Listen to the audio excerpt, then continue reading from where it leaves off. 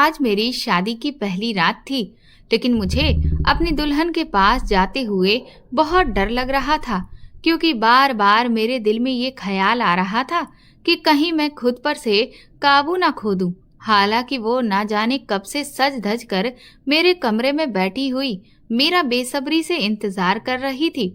मेरी उम्र 25 साल हो गई थी और इस उम्र में हर लड़के की इच्छा होती है कि उसकी शादी हो जाए, और आज मेरी शादी भी हो चुकी थी।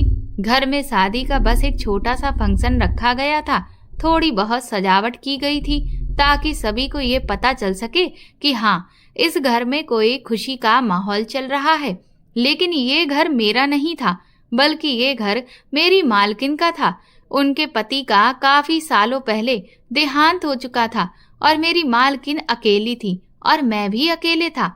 ना तो उनका कोई सहारा था और ना ही कोई मुझे सहारा देने वाला था। इसलिए उन्होंने मुझे अपने घर पर रहने की जगह दी थी। मुझे आज भी वो दिन याद है जब मैं सड़क पर चक्कर खाकर गिर गया था, क्योंकि मैंने पिछले 3 दिनों से कुछ भी खाया नहीं था और काम की तलाश करते हुए भूखे प्यासे मेरा हाल बेहाल हो चुका था। और इसीलिए एक दिन मेरी हिम्मत जवाब दे गई और मुझे पता ही नहीं चला था कि मैं कब बेहोश हो गया। जब मेरी आंख खुली तो मैं मालकिन के घर पर था। उन्होंने सबसे पहले मुझसे मेरा हाल पूछा। फिर जब उन्हें ये पता चला कि मैं पिछले कई दिनों से भूखा हूँ, तो उन्होंने मुझे भरपेट खाना खिलाया था। सच में इतने दिन के बाद जब मुझे खाना खाने को मिला तो मुझे खाने की कीमत पता चली थी। ये बात आज से लगभग 3 महीने पुरानी है। मैंने देखा था कि मेरी मालकिन अपनी 15 साल की बेटी के साथ इस घर में बिल्कुल अकेली रहती थी। मेरी 15 साल की पत्नी कमरे में बैठी हुई थी और मैं इधर बाहर टीवी हॉल में सोफे पर बैठा था।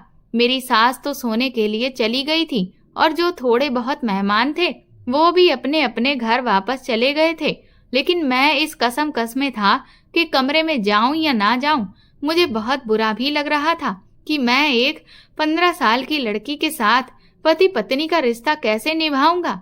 मुझे ये सब कुछ सोचते हुए भी बहुत अजीब लग रहा था कि मैं कैसे उस छोटी सी बच्ची के साथ, क्योंकि वो जैसी भी थी अभी उसकी उम्र बहुत कम थी और फिर वो छोटी बच्ची ही तो थी। मैंने तो बस अपनी मालकिन के कहने पर ही ये शादी की थी। हाँ, मेरी पत्नी पूनम अगर थोड़ी सी बड़ी होती, वो 15 साल की जगह 18-20 साल की होती, फिर तो मैं भी इस शादी से बहुत खुश हो जाता, क्योंकि वो बहुत ही प्यारी लड़की है और मुझे उससे शादी करने पर कोई ऐतराज नहीं होता। मुझे ऐतराज सिर्फ पूनम के कम उम्र होने पर था, उससे ज्यादा और मुझे कोई मतलब नहीं था। लेकिन मेरी सास ने मुझे कुछ इस तरह से जज्बाती तौर पर ब्लैकमेल किया था कि मैं चाहते हुए भी इनकार नहीं कर सका था। मैंने तो अपनी सास से कह दिया था कि मैं अभी पूनम के साथ बस फेरे ले लेता हूँ, लेकिन उसकी विदाई आप बाद में कर देना। जब वो सही उम्र की हो जाएगी तब तक मैं अपने दोस्त के पास सऊदी चला जाता हूँ और वहाँ पर कुछ काम धंधा कर लूंगा। मेरे पास कुछ पैसे भी आ जाएंगे। उसके बाद आप उसकी विदाई कर देना, तब मुझे कोई भी ऐतराज नहीं होगा। लेकिन मेरी मालकिन कहने लगी कि नहीं, मुझे विदाई भी आज ही करनी है। मुझे उनकी ये बात बिल्कुल भी समझ में नहीं आई थी, क्योंकि वैसे तो देखा जाए तो हम लोग एक ही घर में रह रहे थे। ऐसा तो कुछ भी नहीं था कि इस घर से दूसरे घर पूनम को विदा करना होता। विदाई से तो मेरा मतलब बस यही था कि जिस तरह से एक पति पत्नी का रिश्ता होता है, वो एक रिश्ते में बंध जाते हैं, एक दूसरे के हो जाते हैं, बस वो वाली शुरुआत अभी मैं और पूनम नहीं करेंगे। जब वो बड़ी हो जाएगी तब हम अपने उस रिश्ते को शुरू करेंगे, यानी कि आज से 4-5 साल के बाद।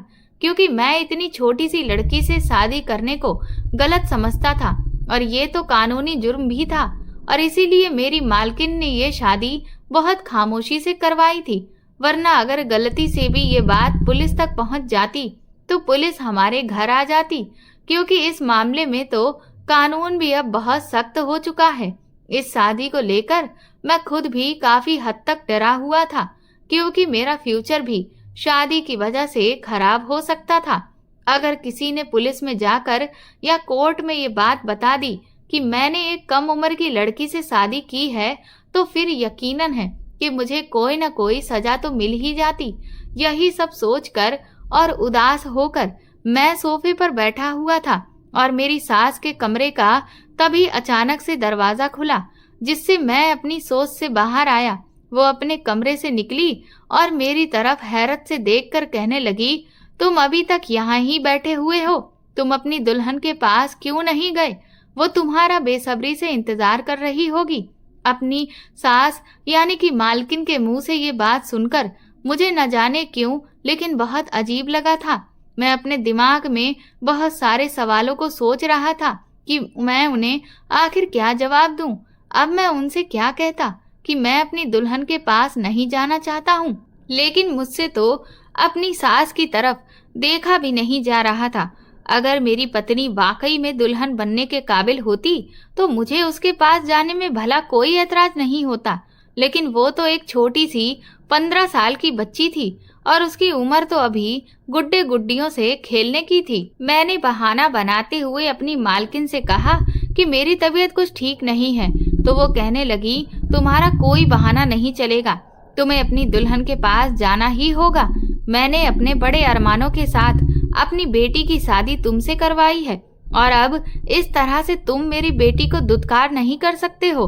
अपनी मालकिन की इस बात पर मैं बहुत हैरान हो गया था। भला इसमें दुत्कारने वाली बात कहाँ से आ गई थी? मुझे तो ऐसा लग रहा था कि जैसे वो मेरी कोई बात या तो समझ नहीं रही है या फिर समझ नहीं पा रही है। इसलिए मुझे मजबूरन वहां से उठना ही पड़ा और पूनम के पास जाना पड़ा। जैसे ही मैंने कमरे का दरवाजा खोला तो देखा कि पूनम पूरे दुल्हन के रूप में तैयार होकर सर झुकाए हुए घूंघट लेकर बैठी है। मुझे न जाने क्यों लेकिन पूनम को देखकर बहुत दुख हुआ था। वो छोटी सी बच्ची थी और मेरी मालकिन या फिर कहूँ कि मेरी सास की जिद की वजह से हम दोनों इस बेमेल रिश्ते में बंध गए थे। मैंने फैसला कर लिया था कि मैं उसके साथ कुछ भी गलत नहीं करूँगा। जब तक कि वो 18 साल की नहीं हो जाती, मैं उसके साथ अपने रिश्ते की शुरुआत नहीं करूँगा। मैं उसके करीब जाकर खड़ा हो गया, लेकिन मैंने उससे कुछ भी नहीं कहा। वो अपना सिर झुकाए बैठी थी। सच कहूँ तो वो इस समय इतनी हसीन लग रही थी कि मैं उसकी खूबसूरती के बारे में शब्दों में बयां नहीं कर सकता। उसकी उम्र भले ही 15 साल थी, लेकिन उसका मेकअप कुछ इस तरह से किया गया था कि वो अपनी उम्र से काफी बड़ी लग रही थी। लेकिन सिर्फ मेकअप से आखिर क्या होता है? मुझे सच तो पता था ना कि वो जितनी बड़ी दिख रही है उतनी बड़ी नहीं थी। वो तो छोटी ही थी और मैं कैसे उसके साथ कोई रिश्ता बना सकता था। मैंने खामोशी से अपना तकिया उठाया और सामने सोफे पर जाकर सोने लगा तो उसने हैरत से मेरी तरफ देखा। फिर थोड़ी देर के बाद अपना घूंघट हटाकर वो मुझसे बोली कि आप बेड पर ही सो जाएं। ये सोफा तो बहुत छोटा है और आप तो अच्छे खासे लंबे हैं। आपको सोफे पर सोने में बहुत परेशानी होगी। उसकी बात सुनकर मैं हैरान रह गया कि वो छोटी सी थी, लेकिन बात उसने बड़ों के जैसे करी थी। मुझे लगा कि वो मेरे करीब आने से घबरा जाएगी, इसीलिए मैं सोफे पर सोने चला गया था। लेकिन जब वो खुद ही कह रही थी कि उसे किसी तरह का कोई डर नहीं है, तो फिर मुझे भी तो आराम की जरूरत थी। मैंने इसलिए तकिया वापस फिर अपनी जगह पर रखा और आंखें बंद करके लेट गया। मेरी आंखें बंद थीं, लेकिन मेरा दिमाग जागा हुआ था। मैंने तभी महसूस किया कि पूनम अभी तक बैठी हुई है। शायद वो मेरे इंतजार में बैठी हुई थी। मैंने आंखें खोलकर उसकी तरफ देखा तो वो मुझे ही देख रही थी। फिर मैंने उससे कहा कि तुम जाकर के भारी भरकम कपड़े बदल कर कोई कंफर्टेबल कपड़े पहनकर सो जाओ। मुझे भी नींद आ रही है। लेकिन मुझे पता नहीं क्यों ऐसा लगा था कि जैसे वो मेरी ये बात सुनकर बहुत नाराज हो गई थी। हालांकि मेरी बात सुनकर उसको तो खुश हो जाना चाहिए था, क्योंकि मेरे हिसाब से तो उसे इन रिश्तों के बारे में कोई जानकारी नहीं होगी, क्योंकि वो इतनी छोटी सी तो थी। फिर थोड़ी देर के बाद वो ड्रेसिंग रूम में चली गई। उसने अपने कपड़े बदल लिए और फिर मेरे बराबर में आकर लेट गई, तो मैंने भी उठकर लाइट बंद कर दी। लेकिन सोते समय मुझे पता नहीं क्यों ऐसा महसूस हो रहा था कि वो बार बार सरक कर नींद में मेरी तरफ ही आ रही थी। मैं बार बार उसे फिर से उसकी जगह पर आराम से पीछे धकेल देता, लेकिन वो फिर से सरक कर मेरे करीब आ जाती। वो शायद नींद में थी या फिर उसको ज्यादा नींद में इधर उधर करवटें बदलने की आदत थी। वो तो नींद में ये हरकत कर रही थी, लेकिन मैं तो जाग रहा था ना। सिर्फ मैं ही नहीं जाग रहा था, उसके ऐसी हरकतें करने से मेरे जज्बात भी जागने लगे थे। एक बार के लिए तो वो मेरे इतने करीब आ गई थी कि मेरे दिल की धड़कनों ने शोर मचाकर रख दिया था। मेरी सांसें बहुत तेज हो गई थी, क्योंकि मेरे सामने एक लड़की थी जो मेरे लिए कोई अनजान नहीं थी, बल्कि वो मेरी पत्नी थी और मैं उस पर अपना पूरा हक भी रखता था। पर मुझे बार बार इन सब बातों का डर लग रहा था कि उसकी उम्र कम है और कल को अगर पुलिस को इस बात की खबर हो गई और पूनम का अगर मेडिकल चेकअप किया और उसमें ये बात साबित हो गई कि मैंने उससे अपने रिश्ते की शुरुआत की है, तो मुझे कोई ना कोई सजा जरूर हो जानी थी। मैं यही सब सोच रहा था। फिर मैंने खुद को समझाया कि मेरे लिए सबसे बेहतर यही होगा कि मैं उससे दूर ही रहूं। इसलिए मैंने पूनम से खुद को दूर किया और दूसरी तरफ करवट बदल कर लेट गया। सारी रात मैं बहुत बेचैन रहा था। सुबह जब मेरी आंख खुली तो काफी देर हो चुकी थी। मैंने देखा पूनम अभी तक सो रही है। मैं आराम से उठकर खड़ा हुआ और घर से बाहर निकल गया। और उस दिन भी मैं बहुत बेचैन रहा। मैं अभी भी नौकरी की तलाश में था कि मुझे जल्दी ही कोई नौकरी मिल जाए। लेकिन जैसे ही पूरा दिन गुजरा, शाम हुई और जब मैं घर की तरफ चलने लगा तो मुझे फिर से बेचैनी होने लगी थी। ये बेचैनी पूनम को लेकर थी कि मैं कैसे उसके साथ अब फिर से एक रात कमरे में गुजारूंगा। मैंने सोचा कि मैं पूनम की माँ से बोलूंगा कि वो हमारा कमरा अलग अलग कर दे जब तक कि वो 18 साल की नहीं हो जाती। वैसे तो पूनम एक ऊंचे लंबे कद की लड़की थी और बेहद खूबसूरत थी। वो 15 साल की लड़की नहीं लगती थी, बल्कि वो 17 साल तक की लगती थी। और वो खूबसूरत तो इतनी थी जैसे कि कोई मोम की गुड़िया हो, लेकिन मैं तो उसे हमेशा बच्चों की तरह ही समझता था। मैं पूनम से बहुत ज्यादा बात भी नहीं करता था। भले ही मुझे इस घर में रहते हुए सिर्फ 3 महीने हुए थे, लेकिन मैं घर में बहुत ज्यादा नहीं रहा था। मैं अपना सारा दिन घर के बाहर ही गुजारता था। सिर्फ इस घर में सोने और खाने के लिए ही आता था, या फिर अगर मेरी मालकिन मुझे कोई काम बता देती तब उनका काम करने या सौदा वगैरह लाने के लिए बाजार चला जाता था। कभी बिजली का बिल जमा करने तो कभी गैस भरवाने। ऐसे छोटे मोटे कामों के लिए मालकिन मुझे घर बुलाया करती थी और मैं उस समय घर आ जाया करता था। मैं बिना मतलब घर पर बैठने वाले लड़कों में से नहीं था। हर बार मैं नौकरी की तलाश में घर से बाहर निकलता था।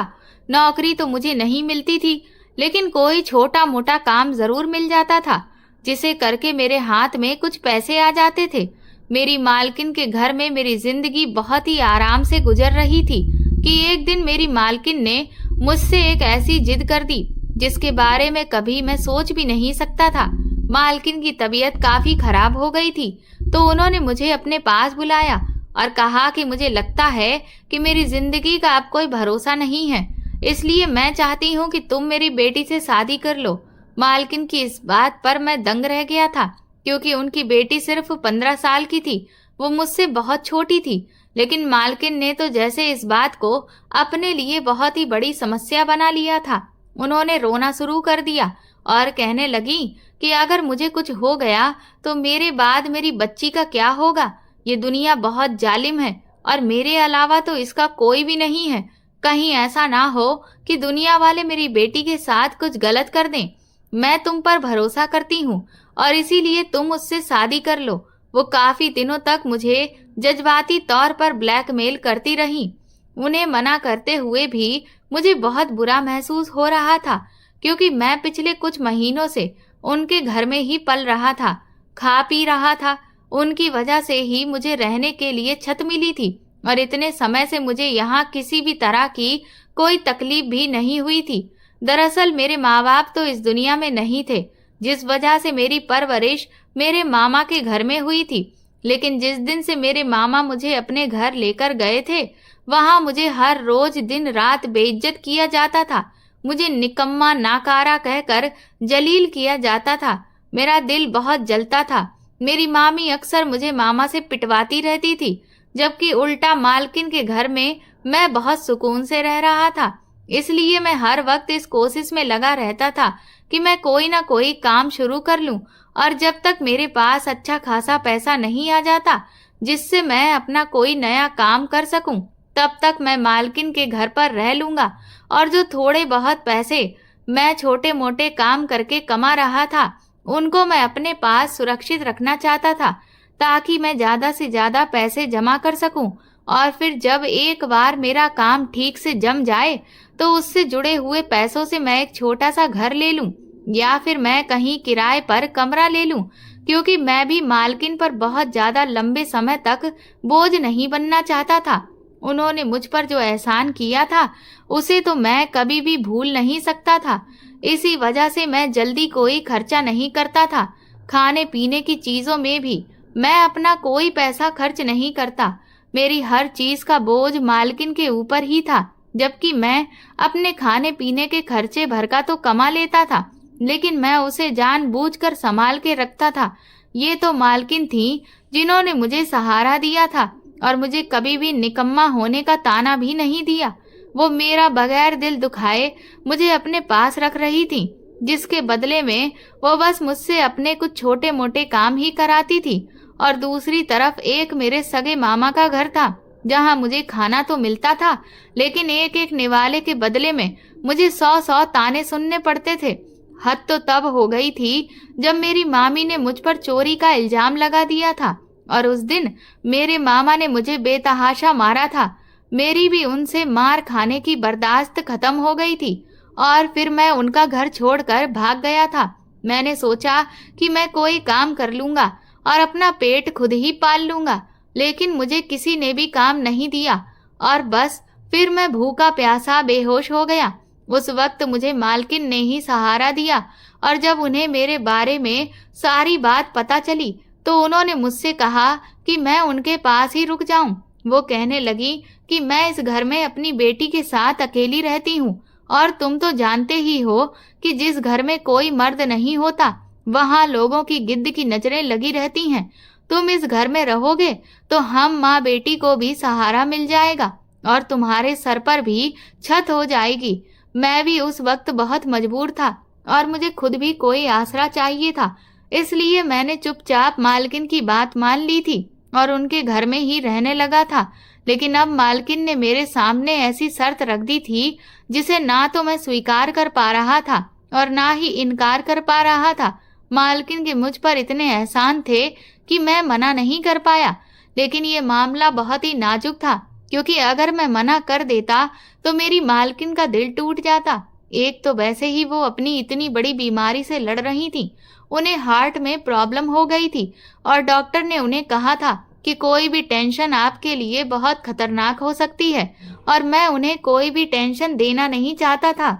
अगर मेरी वजह से मेरी मालकिन को कुछ हो जाता तो मैं जिंदगी भर अपने आप को माफ नहीं कर पाता।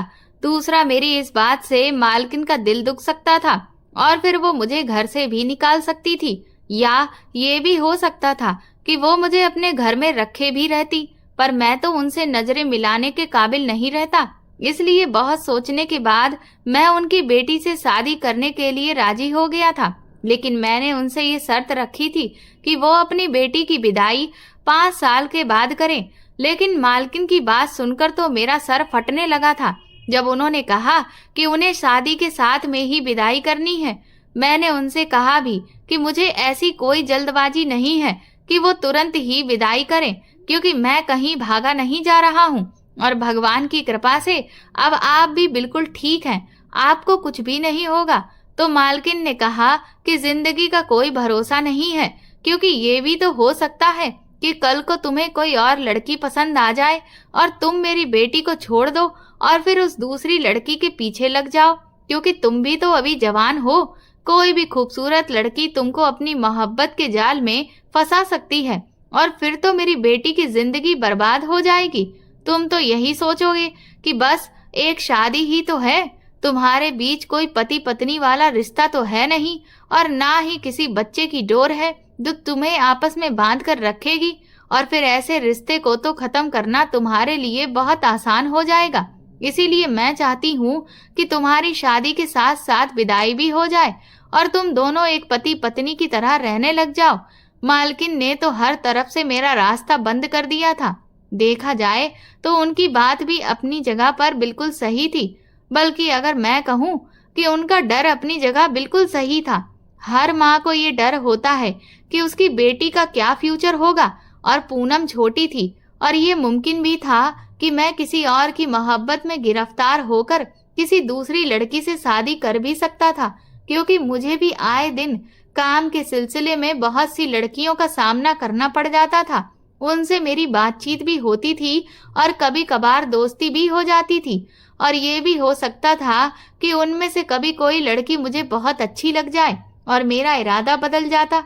बहुत ज्यादा सोचने के बाद मैंने मालकिन की इस बात पर भी हामी भर दी और मैं विदाई के लिए भी तैयार हो गया, क्योंकि अभी मेरे पास फिलहाल रहने के लिए कोई जगह भी नहीं थी। जितने पैसे मैं अब तक जमा कर चुका था वो मेरा घर लेने के लिए काफी नहीं थे, और अगर मैं जैसे तैसे करके घर ले भी लेता तो फिर मेरा खाना पीना कहाँ से होता। इन सारी बातों का ध्यान में रखते हुए मैंने फिर पूनम से शादी में ही अपनी भलाई समझी और फिर इसी को अपनी किस्मत भी समझ लिया। मैंने सोचा कि बस कुछ साल और इंतजार कर लेता हूँ, फिर जब वो बड़ी हो जाएगी उसके बाद मैं उसके साथ अपना रिश्ता आगे बढ़ाऊंगा और मेरी जिंदगी भी इसी तरह से अच्छे से गुजर जाएगी। दूसरी तरफ ये भी हो सकता था कि जब पूनम बड़ी हो जाए तो उसका मन भी बदल जाए और वो खुद ही शादी के लिए इनकार कर दे, क्योंकि मैं तो उससे काफी साल बड़ा था, और अगर वो ऐसा करती तो मेरे लिए अपने आप आसानी हो जाती और मेरा रास्ता भी साफ हो जाता। लेकिन पूनम की हरकतें तो मुझे कुछ और ही बयान कर रही थीं। मुझे लग रहा था कि वो शायद इतनी भी छोटी नहीं थी जितना कि मैं उसे समझ रहा था। मैंने महसूस किया था कि वो बहाने बहाने से मेरे करीब आने की कोशिश करती। फिर मुझे लगा कि उसे ये सब कुछ मालकिन ने सिखाया होगा।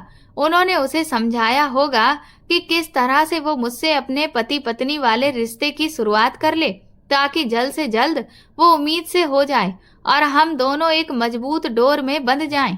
मुझे अपनी मालकिन की इस सोच पर बहुत अफसोस हो रहा था। उन्हें अपनी बेटी की सेहत की बिल्कुल चिंता ही नहीं थी, बस उन्हें उसका फ्यूचर ही सुरक्षित करना था। भला मैं कहीं भागा तो नहीं जा रहा था। लेकिन कुछ टाइम के बाद मेरा ये ख्याल भी गलत साबित हो गया था कि उसे ये सब कुछ मालकिन ने समझाया है। मैंने महसूस किया कि पूनम तो खुद ही इस टाइप की थी। उसका दिमाग तो वक्त से पहले ही बड़ा हो गया था, क्योंकि वो हर समय सोशल मीडिया का इस्तेमाल करती थी और उसे इस रिश्ते के बारे में पहले से ही सब कुछ पता था, और उसके अंदर उस तरह के जज्बात भी पैदा हो गए थे। और मैं उसका पति था और इसीलिए वो सोच रही थी कि वो जल्द से जल्द मेरे करीब आ जाए। मैं जानता था कि इस उम्र में लड़कियों के हार्मोन्स में बहुत सारे बदलाव होते हैं और जिसकी वजह से उस तरह की इच्छाएं भी बढ़ती चली जाती हैं। उन्हें भी ये लगता है कि कोई लड़का उनके बहुत करीब आए, उन पर ध्यान दे, उनकी तारीफ करे। ये उम्र लड़कियों की बहुत ही नाजुक उम्र होती है।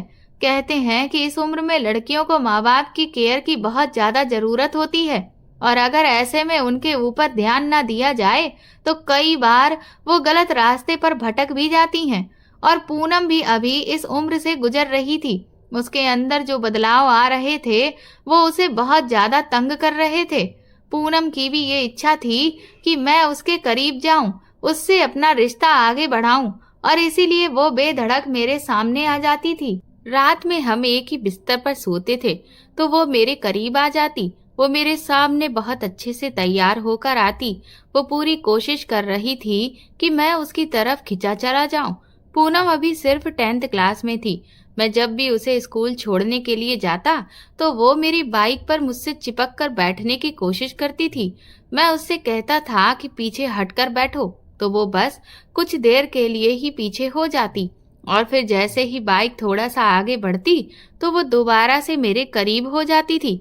मेरे दिल की धड़कनों में तो तूफान मचकर रह जाता था, लेकिन मैं खुद पर बहुत कंट्रोल करता था। मुझे उसकी हरकतों पर अब गुस्सा आने लगा था, क्योंकि मैं कानूनी तौर पर भी बहुत डरा हुआ था। कि कहीं मैं पकड़ा ना जाऊं। लेकिन अब मैं नोटिस कर रहा था कि कुछ दिनों से पूनम के दिमागी हालात दिन ब दिन खराब होती जा रही थी।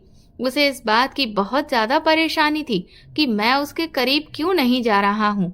लेकिन एक दिन जब उसकी बर्दाश्त की हद खत्म हो गई तो वो खुद ही मेरे बहुत ज्यादा करीब आने लगी थी। शायद उसका खुद पर कोई भी नियंत्रण नहीं रहा था। वो मेरे गले आकर लग गई और तब तो ऐसा लगा कि जैसे मेरे अंदर आग सी लग गई थी। लेकिन मुझे पूनम की हरकत बिल्कुल पसंद नहीं आई थी। गुस्से के मारे मेरा बहुत बुरा हाल हो रहा था। मैंने गुस्से में उसे पीछे झटक दिया तो वो रोने लगी। कहने लगी, मैं आपकी पत्नी हूँ, आप मुझसे दूर क्यों रहते हैं? मैंने उससे कहा कि पहले तुम अपनी उम्र तो देखो, फिर ऐसी बातें करो। मैंने उसको उस वक्त बहुत ज्यादा डांट दिया था। न जाने मैंने उसे कितनी बुरी बुरी बातें सुनाई और फिर घर छोड़कर बाहर चला गया। 2 दिन तक मैं घर से बाहर ही रहा और मैंने अपना मोबाइल भी बंद कर दिया था। इन 2 दिनों तक मैं अपने एक दोस्त के घर पर रहा। मैं खुद भी दिमागी तौर पर बहुत ज्यादा परेशान था। घर वापस आया तो मेरी मालकिन बहुत परेशान थी। उन्होंने कहा कि मुझे तो पहले से ही लग रहा था कि तुम मेरी बेटी को छोड़कर चले जाओगे और मुझे अभी तक यही डर था। मैंने देखा कि पूनम का रंग पीला पड़ा हुआ था और उसकी तबीयत भी मुझे कुछ ठीक नहीं लग रही थी। वो शायद मेरे घर छोड़कर जाने की वजह से बहुत ज्यादा परेशान थी। अब मुझे पहली बार अपनी ऐसी गलती पर अफसोस हो रहा था। मैंने अपनी मालकिन से बहाना बनाया कि मैं 2 दिन के लिए एक काम से शहर से बाहर चला गया था। मुझे पूनम बहुत चुपचाप सी लग रही थी। मुझे खुद पर बहुत अफसोस होने लगा कि मुझे उसके साथ ऐसा व्यवहार नहीं करना चाहिए था। वो अभी बच्ची है, बहुत ही नाजुक उम्र से गुजर रही है और उसे डांट फटकार से नहीं बल्कि प्यार से समझाना चाहिए।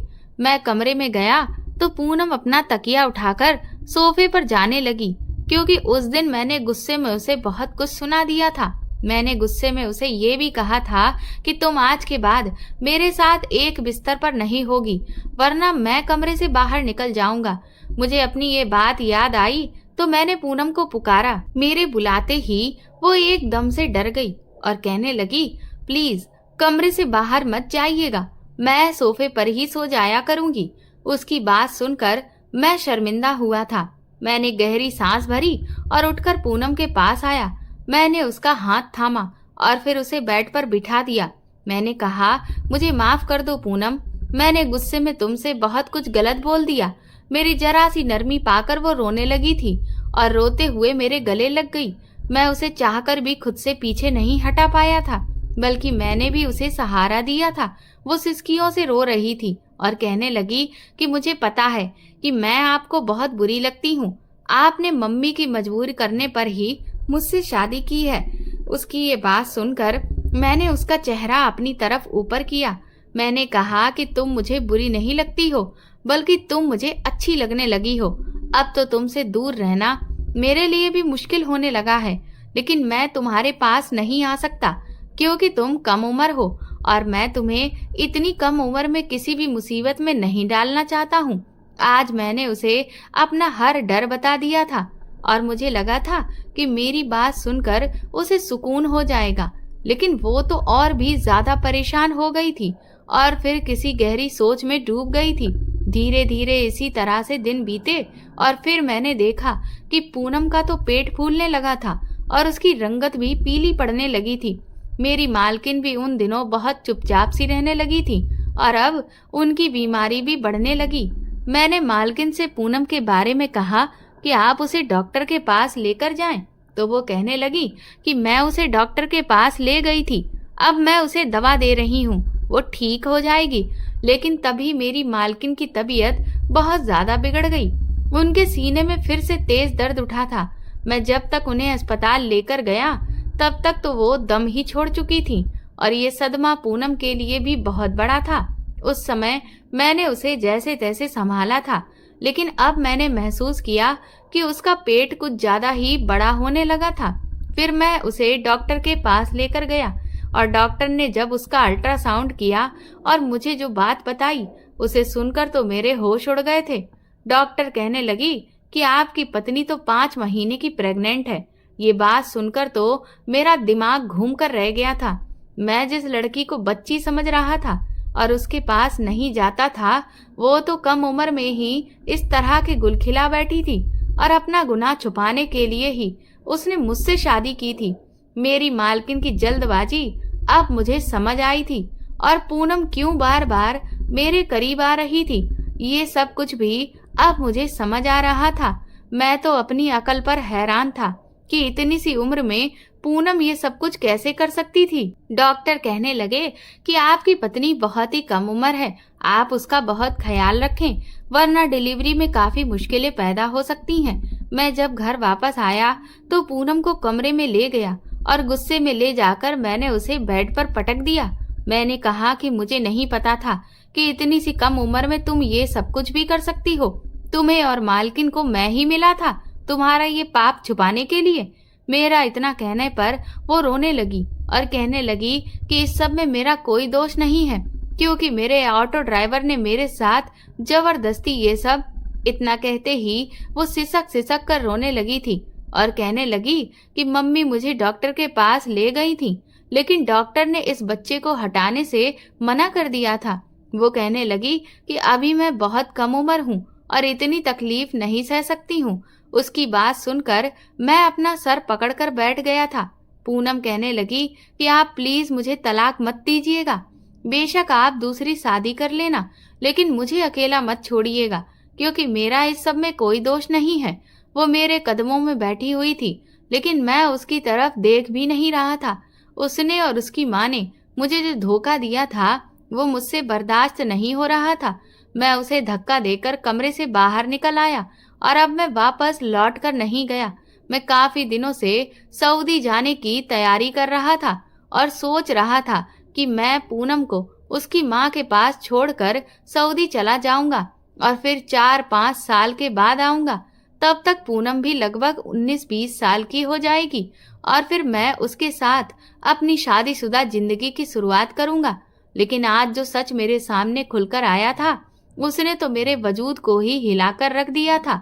इधर सऊदी जाने के मेरे सारे पेपर तैयार हो चुके थे और इसीलिए मैं अगले दिन ही पूनम को बिना बताए सऊदी चला गया।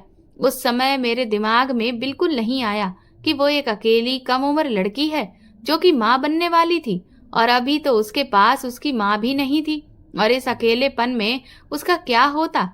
मैंने गुस्से में ये सब बिल्कुल भी नहीं सोचा और ऐसा फैसला कर लिया था कि मैं उसे छोड़कर सऊदी चला जाऊंगा और फिर वहां पहुंचकर मैं काम की तलाश में लग गया। कुछ महीनों के बाद ही मुझे एक बहुत अच्छी जगह पर नौकरी मिल भी गई और फिर मैं अपनी जिंदगी में व्यस्त हो गया।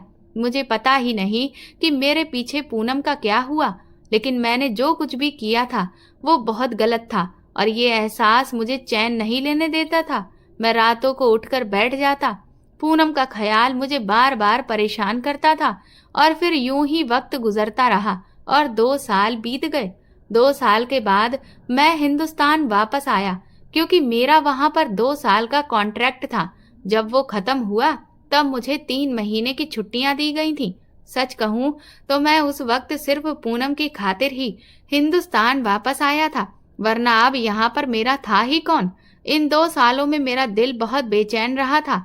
मैं एक बार पूनम को अपनी आंखों से देख लेना चाहता था कि वो ठीक है भी या नहीं, उसके बाद मैं निश्चिंत हो जाता। लेकिन वापस घर आकर मैंने जो कुछ भी देखा उससे तो मेरी आंखें फटी की फटी रह गई थी। मुझे तो यकीन ही नहीं हो रहा था कि क्या ये वही पूनम थी।